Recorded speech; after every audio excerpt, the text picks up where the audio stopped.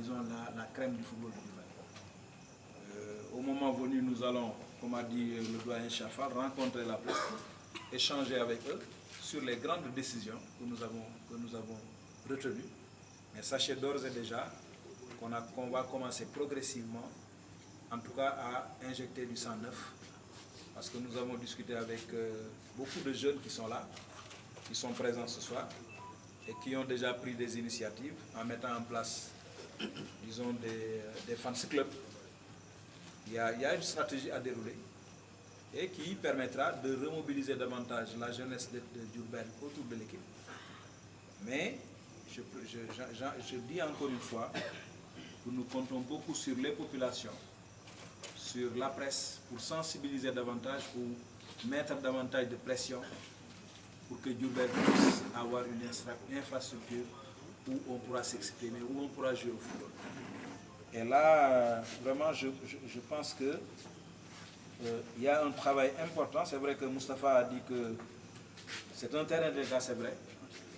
Mais aujourd'hui, nous avons entamé une prospection pour voir comment trouver un raccourci, en tout cas, pour pouvoir disposer d'une pelouse. On est en train de travailler autour de ça, avec évidemment l'appui du DG Modou Diagne Fada, qui est très ouvert à trouver la logistique nécessaire, travailler pour qu'on puisse au moins recevoir à Diourbel le temps que l'État intervienne. Nous savons que les procédures administratives parfois sont très longues, et si on se cantonne sur la projection qui est faite pour la restauration du stade, on peut évidemment avoir des surprises. Moi, je pense que nous devons compter sur nous. On est en train de travailler en tout cas sur un axe qui pourra peut-être nous permettre de pouvoir disposer d'une pelouse avant le démarrage des travaux. On y travaille, on espère que ça va aboutir.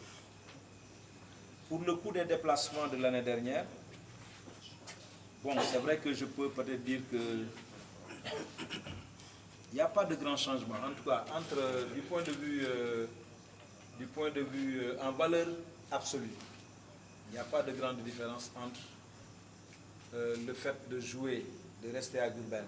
Peut-être c'est juste le coût du déplacement de Diourbel vers Kaolack.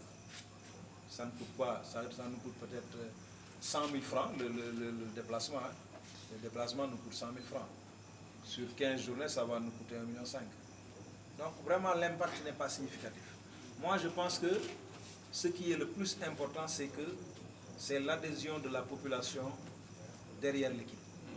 L'adhésion des masses autour de l'équipe. La motivation que les joueurs peuvent avoir en voyant les supporters venir aux entraînements, les supporters venir au match. Donc la perte réelle que nous avons, on ne peut pas la quantifier en termes monétaires ou en termes financiers, mais c'est plus l'appui de la population, l'appui de la base derrière l'équipe. Je pense que s'il y a un vrai manque à gagner, il faut le situer à ce niveau.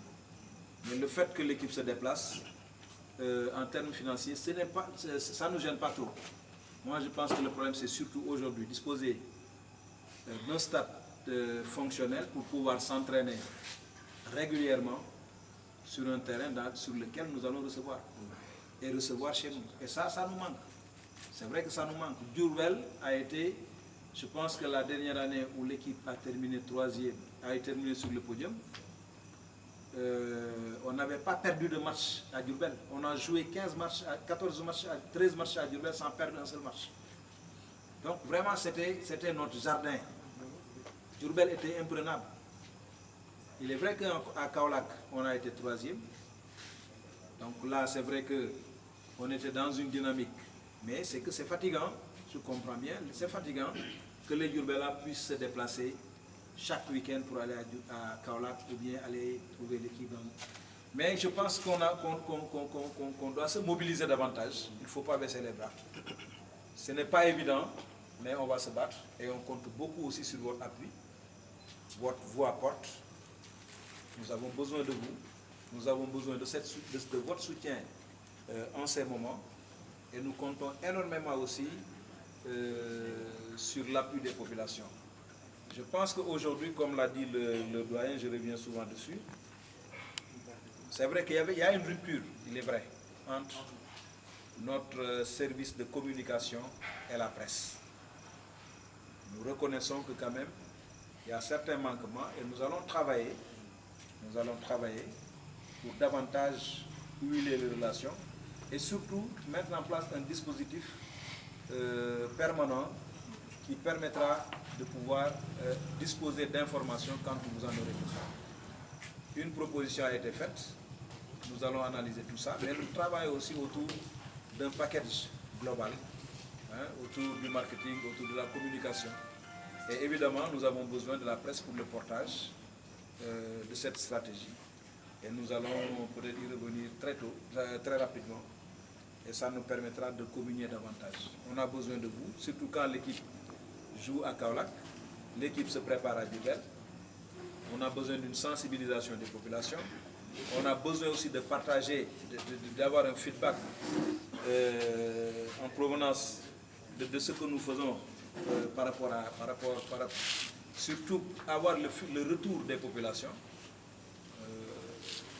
C'est dire que quand même, on reste ouvert. En tout cas, avec la presse, je voudrais profiter de ce moment pour vous remercier. Parce que quand même, c'est pas évident parfois, c'est pas évident de pouvoir continuer à appuyer une équipe qui est en difficulté. Nous sommes en difficulté.